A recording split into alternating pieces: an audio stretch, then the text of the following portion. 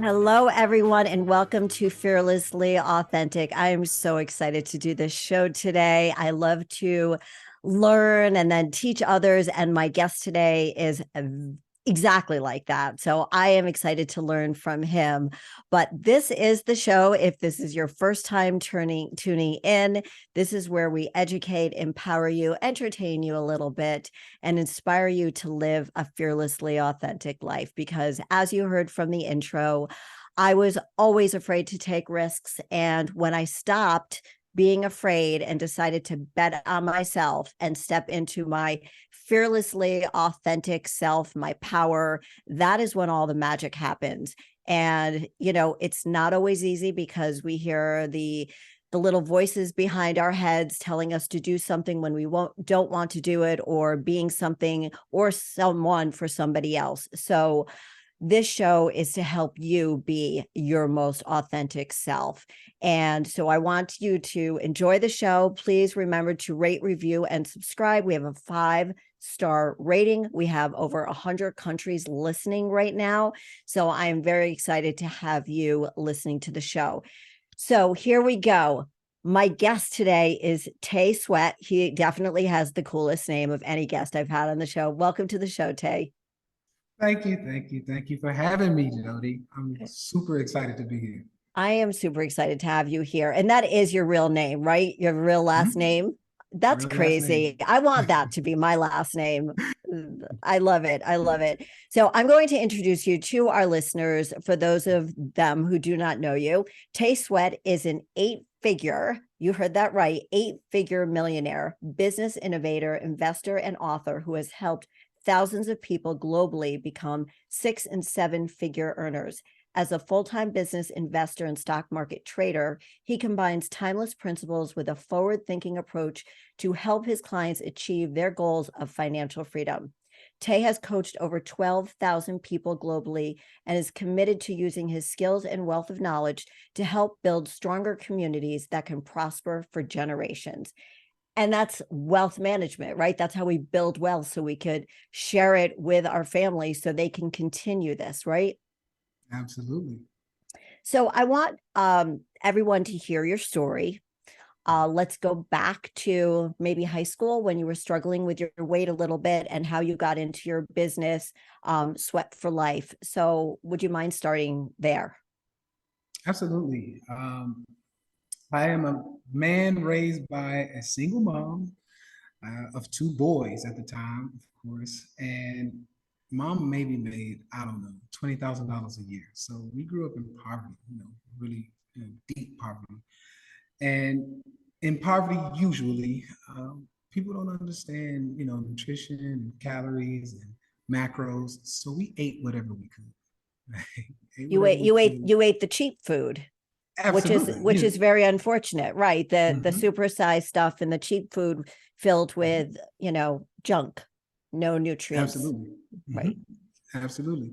And, when you don't know any better, that's pretty much your norm. So you eat pretty much whatever you can. And I was an athlete, then growing up, and I had an athletic appetite. So I'm eating a lot of the worst type of foods.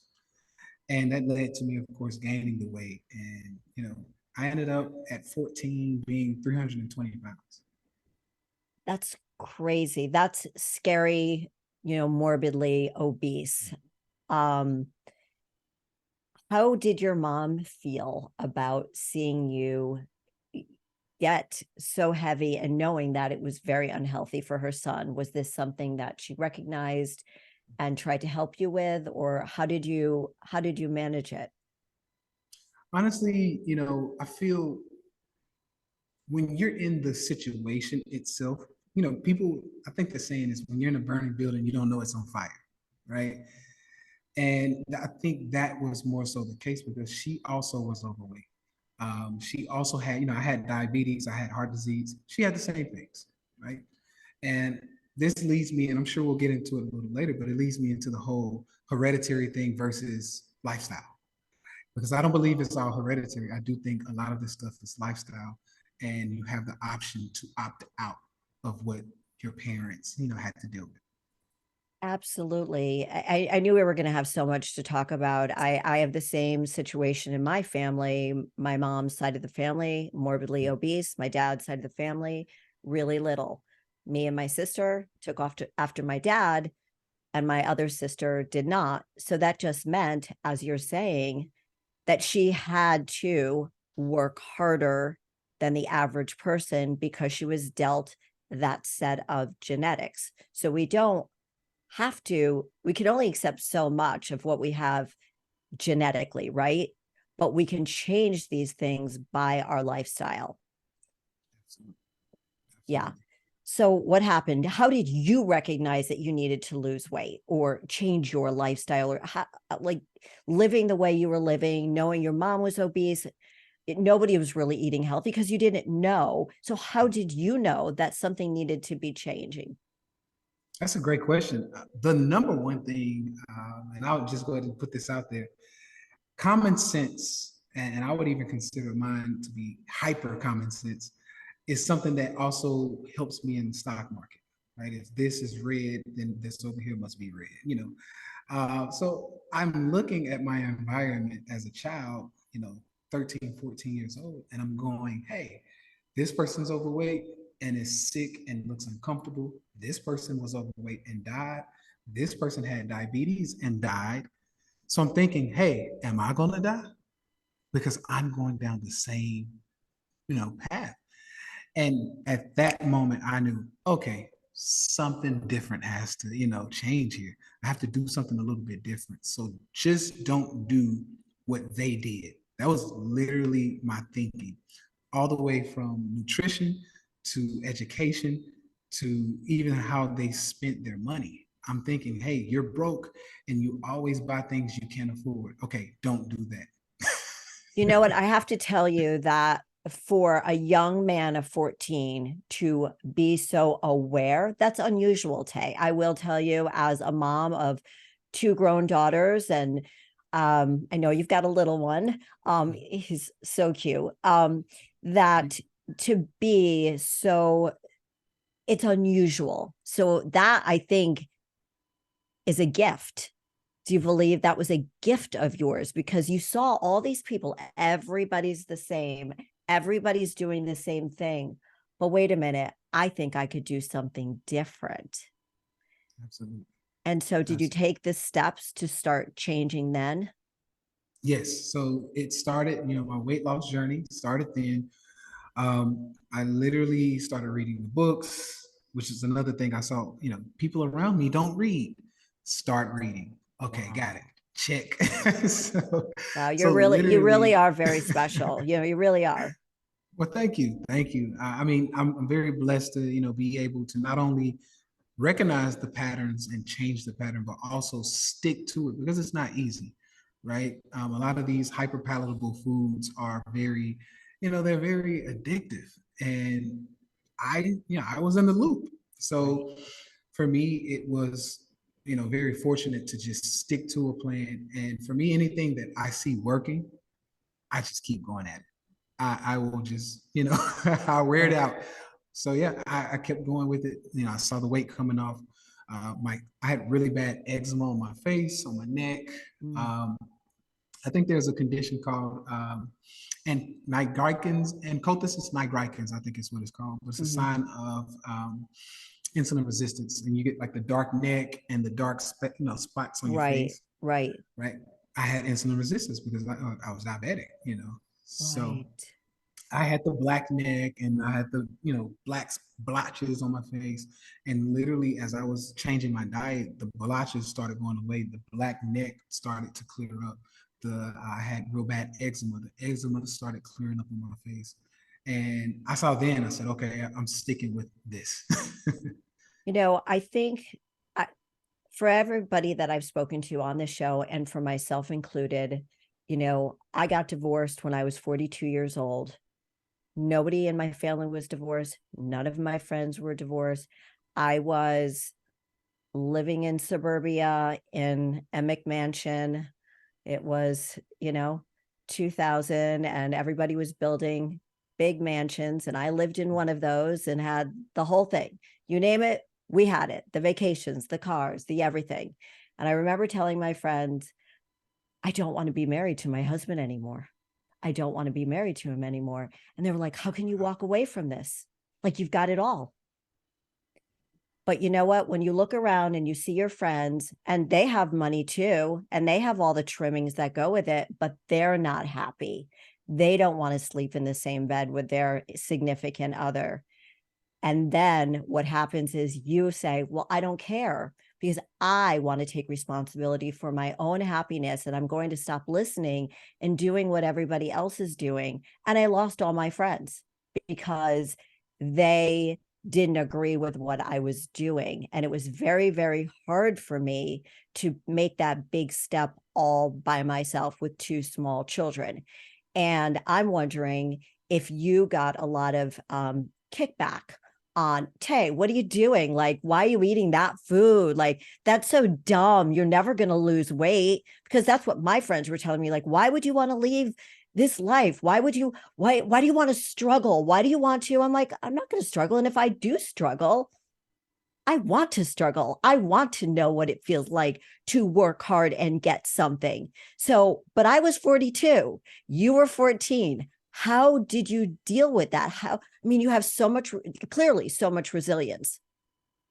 Absolutely. First of all, let me just say it's an amazing story, and I commend you because a Thank lot of you. people don't walk away.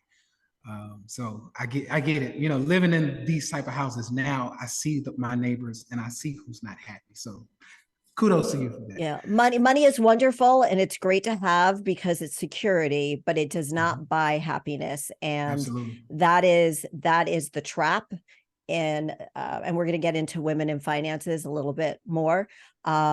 But I'm curious how you stuck with the plan that you created for yourself and how you were not swayed to just fall back into old habits.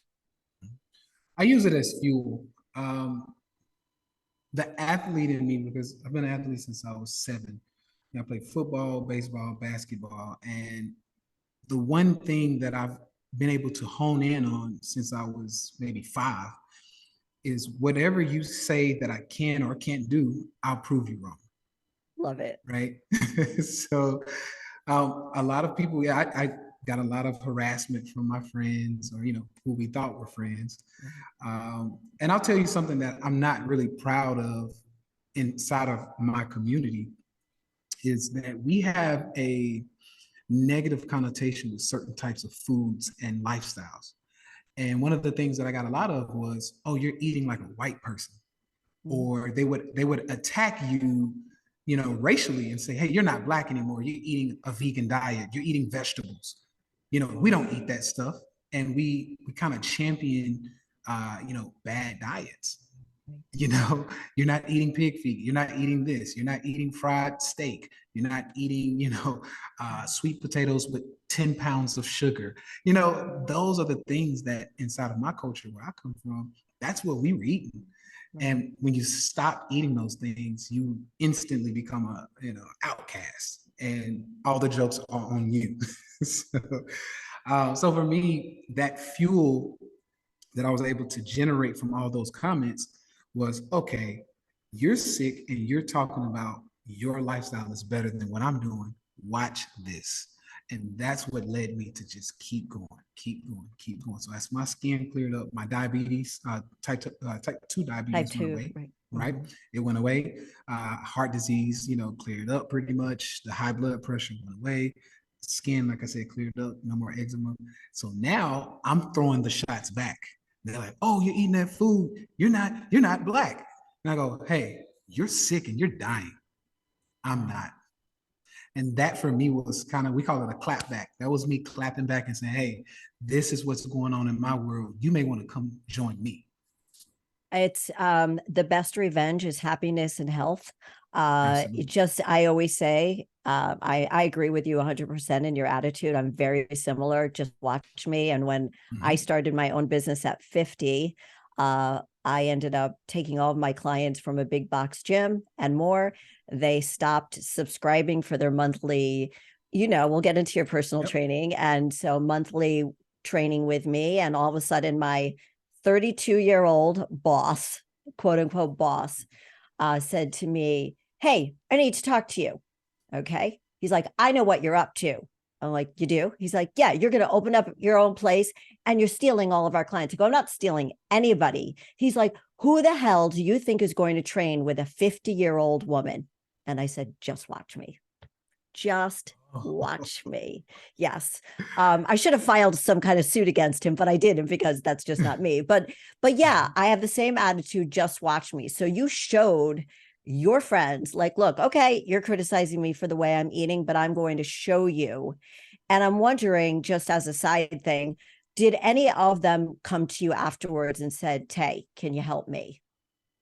I had a few people, and believe it or not, the number one person was my mom. My I love that. mom, she recognized what I was doing. She saw the change. She saw the full journey, and she's thinking, "Hey, whatever you did, I want to do it. I follow what you did." And of course, at the time, we all went vegan. So I was vegan first, and she saw me do those things. And I must say plant based because I don't get into the full vegan lifestyle, but mostly plant based and eating more plants, whole foods. And she saw me eating, a plant-based diet, and she followed right along. She ended up losing over 120 pounds as well. I love that. And it became almost like a family trend because my grandma then followed, my brother followed, and it was a great thing. It's a beautiful thing. And I think from everything that I know about you, you are at heart a teacher. And, Yes. and when you teach people and they follow you and they feel better, whether it's physically or financially, because those two things are linked, as we spoke earlier, very much linked together. And so when you started the food, you mentioned before, as you started telling your story, that the food you ate was very cheap. Mhm. And so you ate a lot of it. It was very palatable. So it tasted really good. And it didn't cost a lot of money. How were you able to eat better food, more organic, plant based? Because those foods are more expensive. How did you find the money to do that? It's a great question. And this is actually what led me into the fasting lifestyle by accident. Mm. Um, Oh, so Yes. So I started wow. fasting at a Okay. very young age. Yes, literally.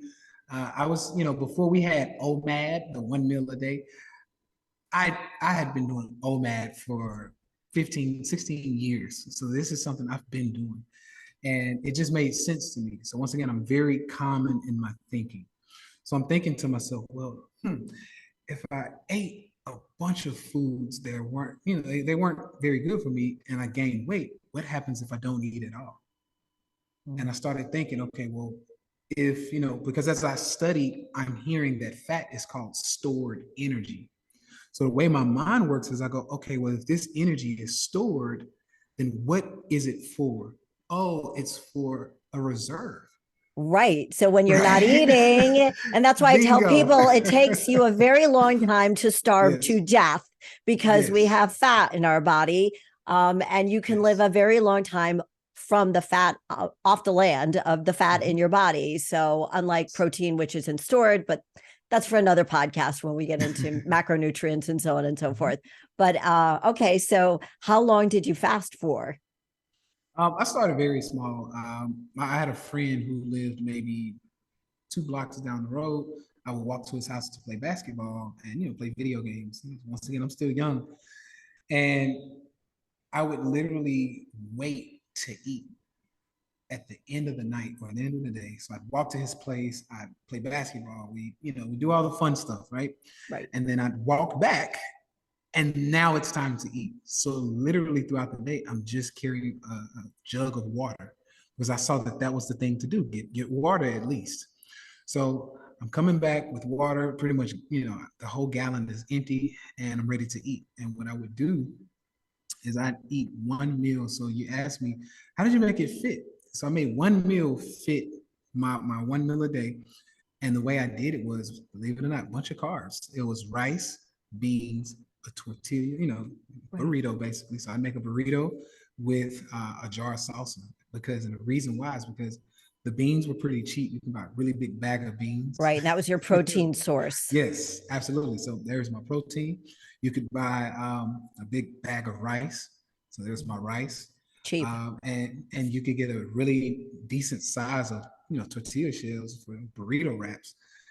So literally, I would do that, and then a jar of salsa didn't cost much, and that would last me like weeks because I was the only one eating it. My brother still, eat what he was eating. My mom, she's slowly coming over, but for me, that was my meal.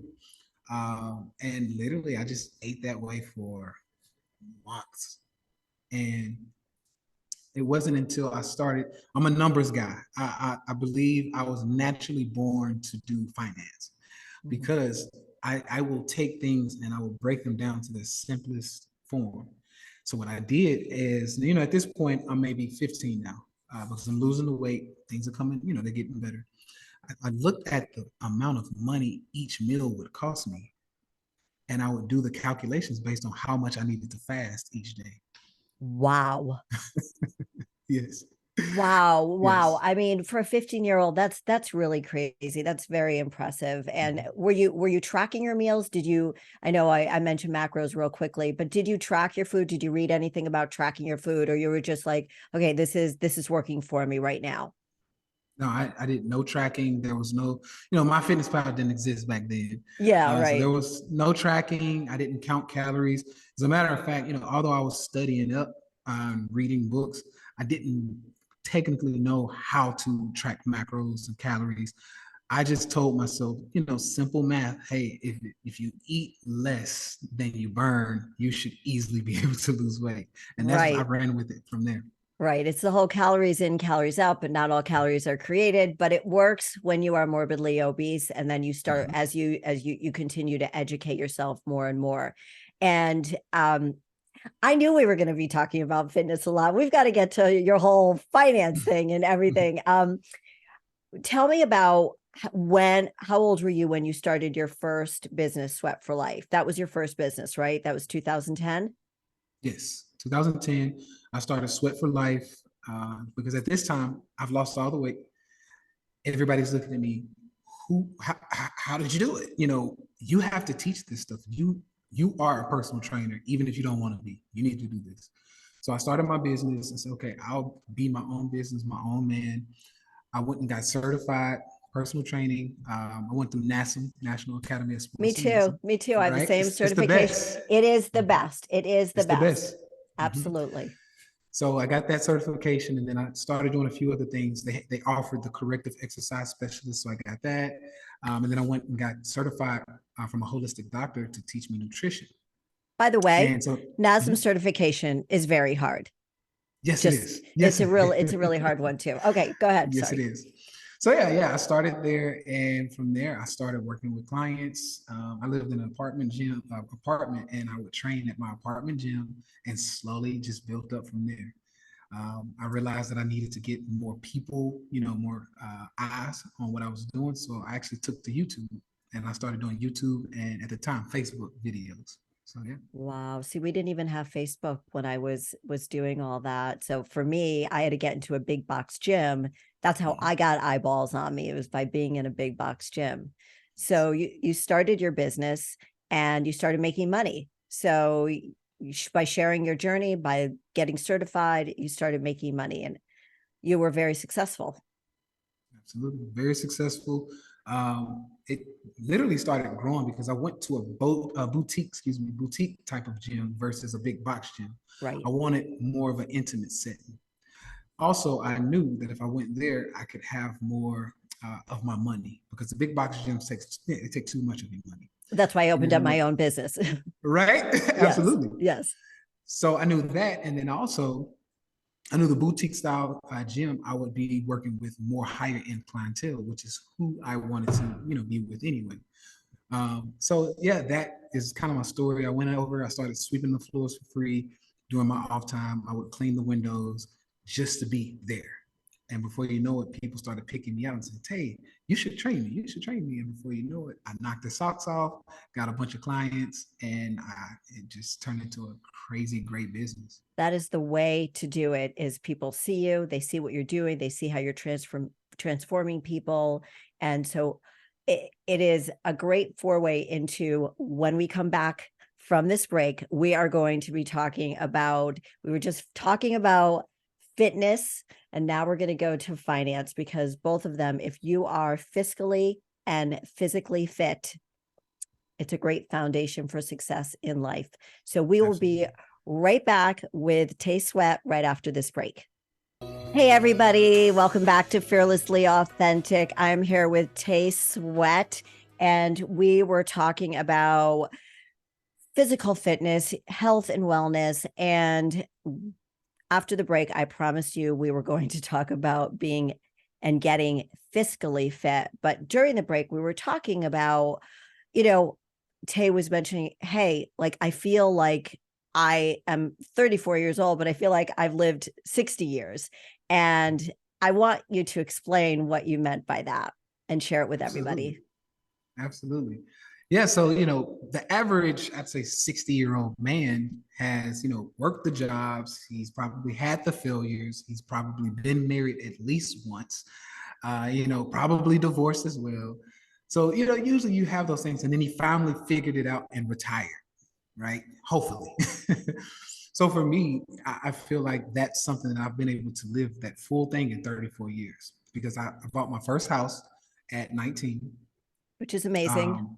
So I was working a job while I was personal training. The personal training got, really good, and the job itself. So I basically bought a house, had the car. 2008 crash came, lost it all, went bankrupt at 22, 21. So I filed for bankruptcy, lost the job, and just went all in on personal training.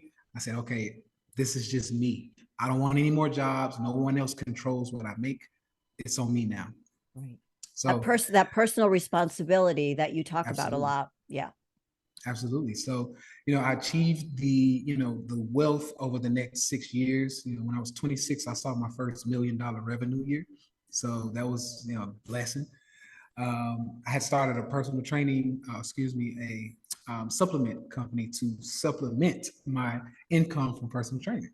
And so now making money both ways. And long story short, we'll get to the trading and everything, because that's what came. Yes. As I started making money, I started investing the money because I wanted to do something responsible with it. So I get married, everything is going well. I get married at 28, and I realized that's not my person. That's not my person. This is not who I'm supposed to be with. And we get a divorce at 30, maybe 29. It was actually late 29. And that's, so to sum it up, that's why I say I feel like I've lived 60 years, because I'm also remarried. I've been in this marriage for 2 years. So Right. I've done a lot in 34 years. Yeah, no, it's a lot of experiences. I'm sure the bankruptcy threw you on your butt. But luckily you were very young to be doing it. So you've had a lot of time to make up for that. But going through a divorce at an early age. So it's just, so many people look at somebody like you who've accumulated so much wealth and just say, oh, yeah, I know he didn't come from, wealth, but he's built it. But what else did he go through? Because that also makes you more relatable. So when you share your story and help other people, they realize that, oh, he's really gone through a lot of crap that I can relate to. So as you were making money, how did you learn? Clearly you're a person who likes to study and understand things. So you're making money with your company, but how did you start learning how to trade? You had a client who was very affluent and sort of took you under his wings. Is that how it Yes, started? absolutely. Okay. Absolutely. Tell us that story. Yeah, so one of the reasons why I wanted to work in a more boutique type of gyms was I knew they had higher end clientele. And if I could just snuggle up with them, I knew I could get to their level. Yep. And so basically, I had a guy, Charlie was his name, and Charlie was a billionaire. He was recommended to me through one of my best friends, who he was a client first, who became a best friend. Manny is his name. So Manny's a surgeon at Vanderbilt University or Vanderbilt Hospital in Nashville. And I'm working with Manny, and he introduces me to Charlie. And basically, Charlie says, hey, I need help. And if you help me, I'll give you whatever you want. I said, well, here's the thing. I don't want any money from you. I want to know how you got to $1 billion. I said, so with that being said, I'll train you for free. You teach me whatever it was you did to get up there, you teach me. So he introduced me to equity markets, stock market, private equity. And from there, I just started growing the information. He set me on a good path and kind of told me what to study. And I just went from there. Because you are a student and a teacher. Absolutely. So let's get into how long did it take you to make money? And how much does somebody need to start investing? Absolutely. So it took me a while to make money. Honestly, I'd say a few months because I'm still trying to figure it out on my own. That's not a long time. Now, watch this. So Okay. start making money, and keep in mind, a billionaire has already given me a good amount of information. Right, coaching is very essential, especially coming into a new market. So I start making money in a few months, and then I get greedy and I lose it all. Right, I get greedy, I lose it all, and I say, "Hey, what if I do this? What if I push it all in?" Were you And I spending it on like candy and gum? I say that in quotes, candy and gum, right, like on crap you don't need. no. So for me, and mainly because my ex-wife, she was very frugal. She didn't like me spending money, which caused a bunch of friction with us. So for me, no, to keep her happy as a compromise, I actually didn't spend any money. I was a millionaire already, getting into the stock market, and I'm still driving my Camry. I'm still, I'm very modest. The most I would spend was maybe $200-300 on a pair of tennis shoes. Right. But other than that, I was very modest. I lived in a decent sized apartment, but that was pretty much it. No houses. I didn't do anything else from there. And so basically, I lose all the money that I had in that account. And I was told by Charlie, don't put all your money into the account because you're going to have to figure it out. And if there's one thing that's inevitable, is you are going to lose. So it's best for you to lose a small amount, figure it out, and then have more money to play another day. And at that point, that's when I started studying more and realizing how to, do more risk management. And I found out how to take $500 and we call it knickknacking. When I teach my people how to grow their money, we call it knickknacking. And what we do is we go in, we take $500, $1,000, something that's not a lot of money for your Okay. overall amount of money, and we do 10% on it a day. Explain So that. yeah, Explain that.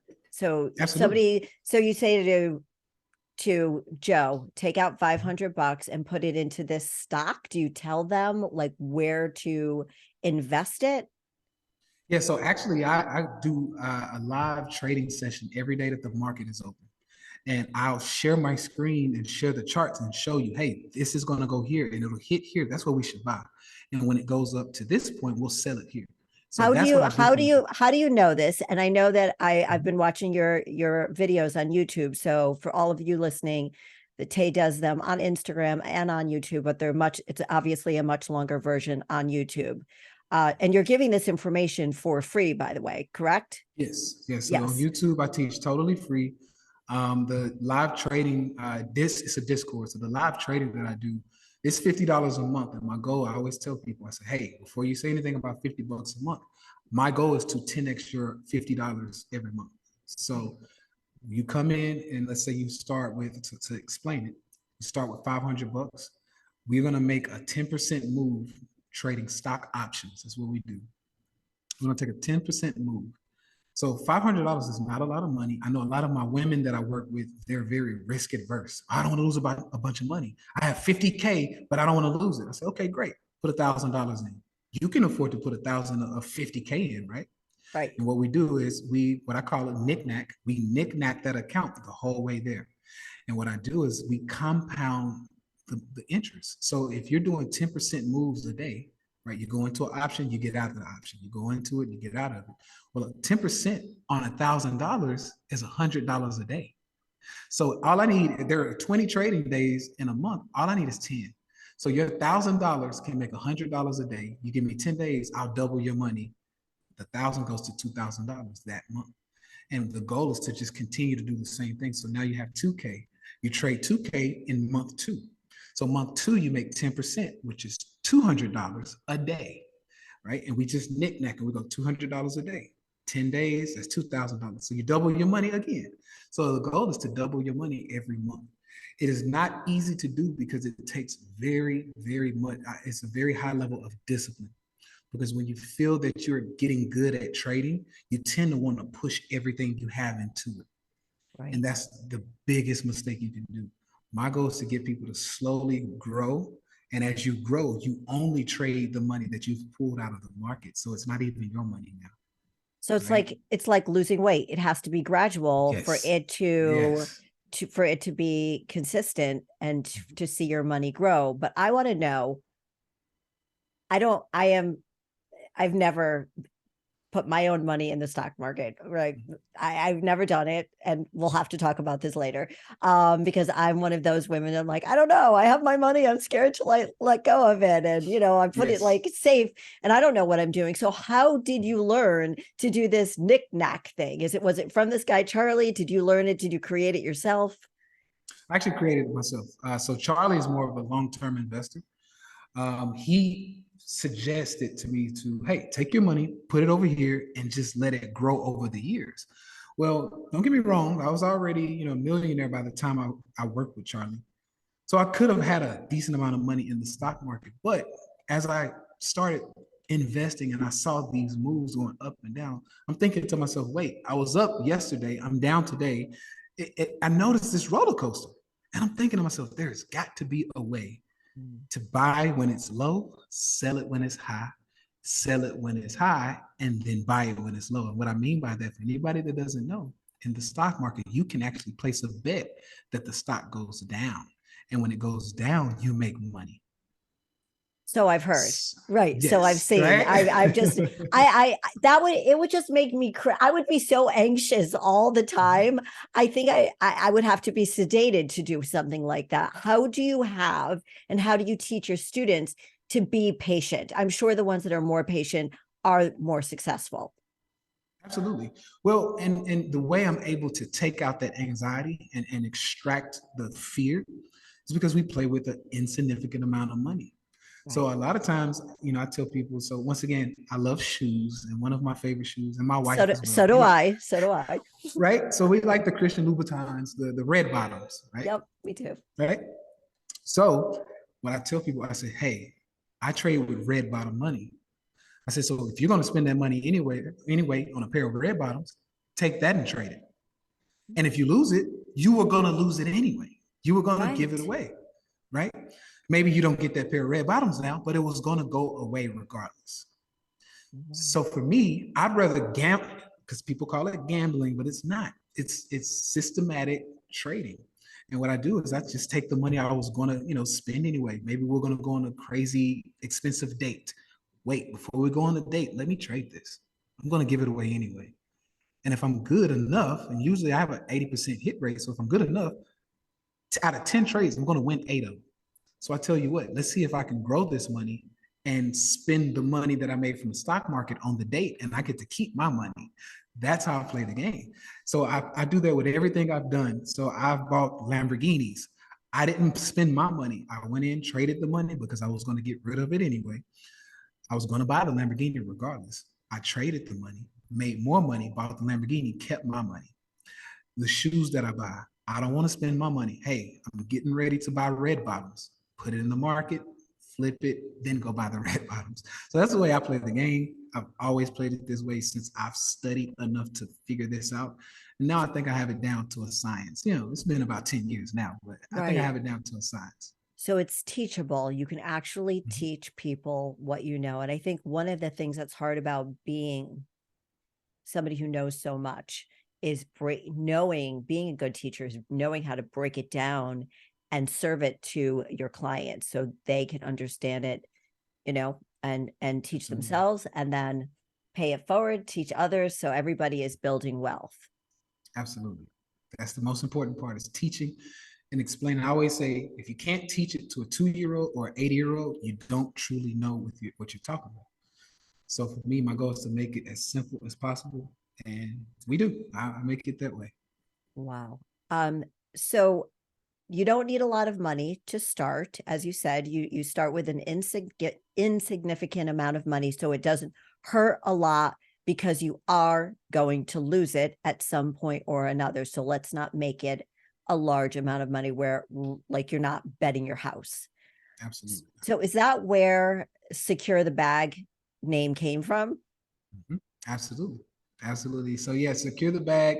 I wanted to create something that was youthful, something that was modern, cultural appropriate, because a lot of times, once again, in my culture, we don't know anything about, stocks and things like that. So I made it kind of cool and I kind of hip hoppy.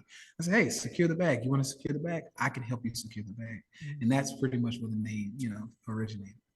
So when you were creating this business, were you thinking about the people that you grew up with as your client, as the person you wanted to help the most? Because I know when I started as a trainer and opened my business, I had, I knew that my client was a woman who was in her 40s and wanted to get back to the weight she was before children.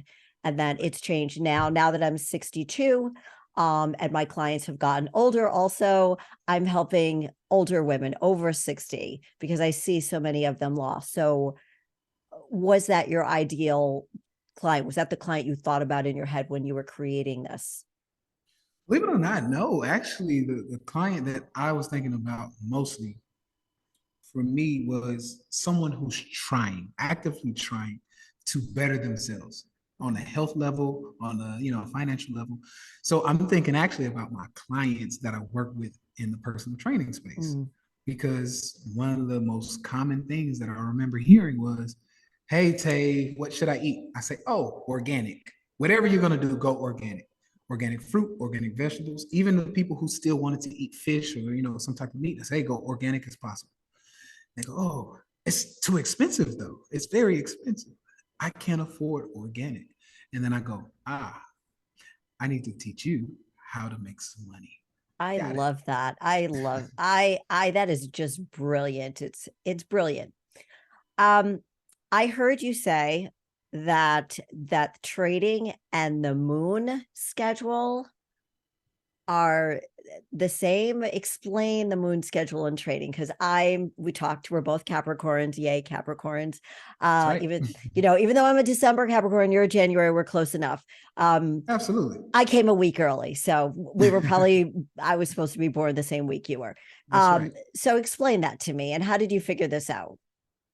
So for me, I like to back test. Back testing shows everything, right? And if you're, once again, I have a very common sense. I can piece things together just by looking at, So for me, a great explanation. So I got very esoteric in the nutrition side of things because I wanted to understand how to make people listen and receive the information to stick to a diet.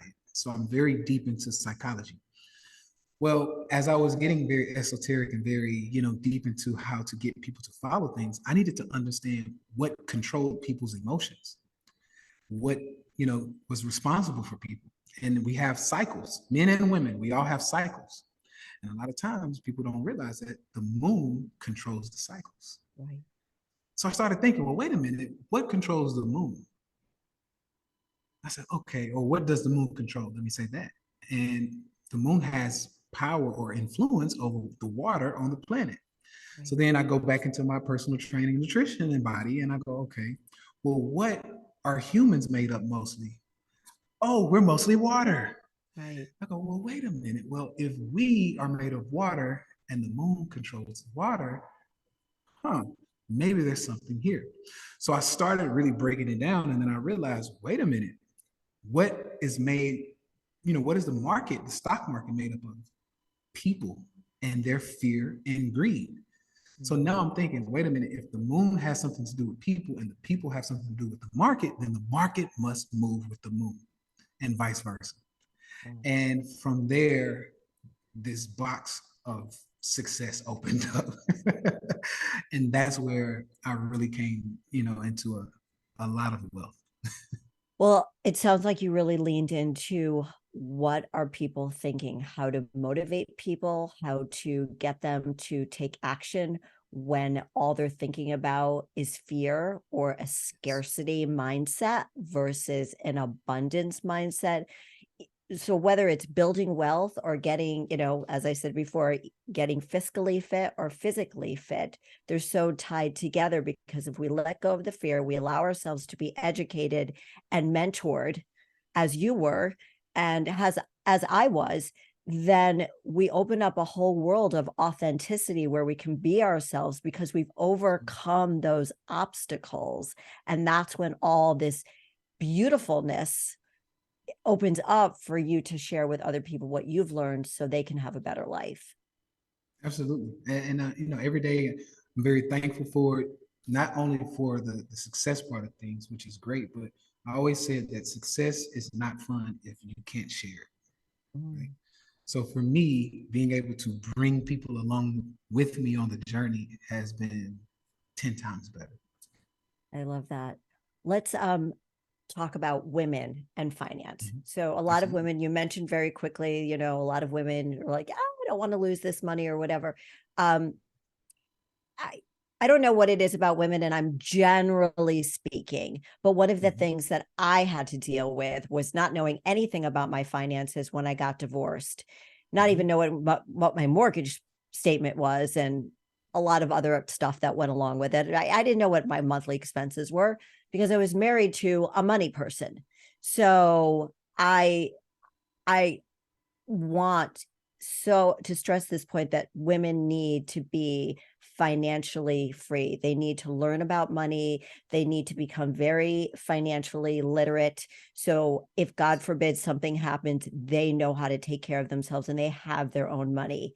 And so do you help a lot of women accomplish that? Absolutely. I actually started with my ex-wife.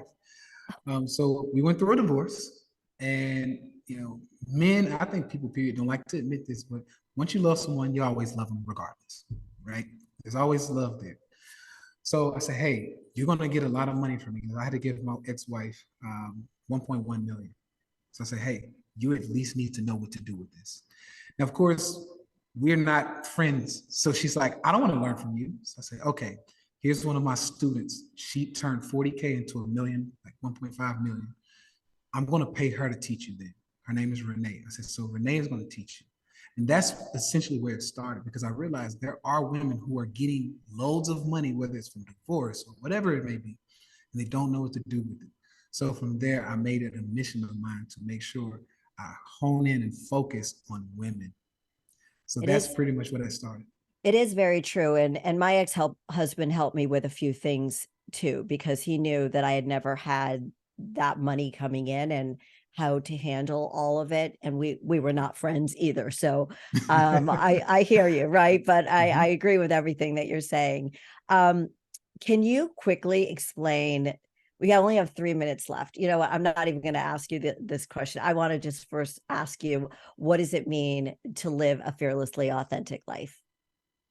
Honestly, for me, is being yourself in any situation, right? Some people want to dance, dance. Some people want to say certain things, say it. Um, I want to be able to go home and go to sleep at night knowing I did exactly what I wanted to do today. I said exactly what I wanted to say today. That's me being fearlessly authentic. I love that. You want your heart to be still when you put your head on the pillow and know that all is good and that you gave people, you helped people. It sounds that Absolutely. way.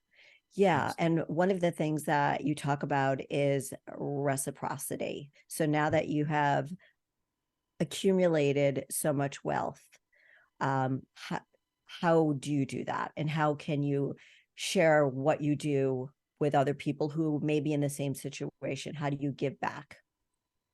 Definitely paying it back, paying it forward. Someone did it for me. So that's why I do the free YouTube videos. That's why even now I could charge people thousands and thousands of dollars for this. It's like, hey, give me $50 a month. I'll help you grow it. And let's just have some fun. So my goal is just to help as many people as possible, honestly. You are a wonderful young man. I am so honored that Thank you you. were on the show and that you shared so much of your personal story and how you're helping other people, um, you know, live the life that they want to live, and trusting you to know that you're going to take them there. You showed it with getting physically fit and how to accumulate wealth and Thank you so much for sharing all this. How can our listeners get in touch with you? Absolutely. Instagram, Facebook, YouTube, every platform. I'm at Tay Sweat, TAYSWEAT. And just reach out if you have any questions. I answer my DMs on Instagram, so just reach out. Thank you so much, Tay Sweat, for being on the show. It's been great, and we'll have to talk after the show. Of course. Thanks for having me. Yeah, thank you. And thank you, everybody, for listening. Until next week, go live your most fearlessly authentic week. Bye bye. Remember to rate, review, and subscribe. Bye bye for now.